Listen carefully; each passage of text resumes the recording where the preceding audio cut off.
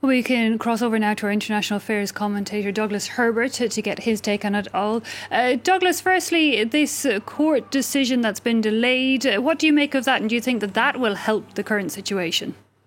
I'll start with the first part. Why was it delayed? For obvious reasons. Look, Israel has come under a barrage of international criticism for both the police response at the Al-Aqsa Mosque and also for these plans, these threatened evictions of Palestinian families in this East Jerusalem neighborhood. And so the timing, it was a tripwire issue, extreme sensitivities. And as one official commented, the whole area has become sort of a powder keg, ready to literally, explode at any moment.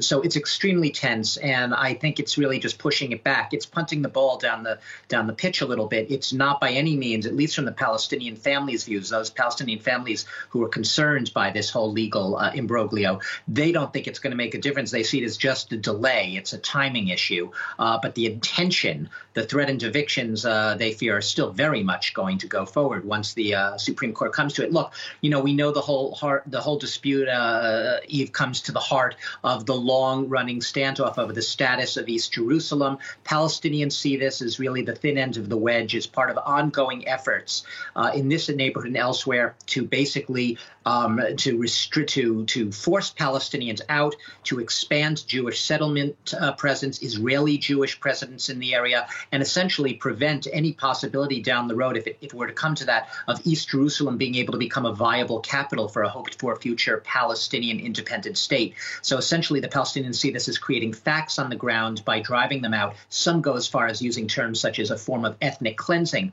The UN itself has mentioned it could amount to a war crime because the international community, let's not forget, under international law, does not recognize Israel's effective annexation of East Jerusalem in 1967, in 1980, I'm sorry, and they basically see this as something that goes against international law. Tensions are much too high, and neither side is giving an inch in this dispute, and yet the outcome still looks to be almost a foregone conclusion, the eventual eviction.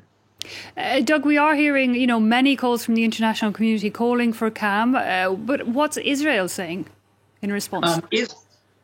Israel, through its Prime Minister Benjamin Netanyahu, basically sees this as nothing more than an effort by radical elements among the Palestinians, certain Palestinians, to basically incite violence, to use this issue, which Israel sees as a private property dispute, nothing more than a little real estate matter between some Palestinians and a Jewish settler group to work out among themselves.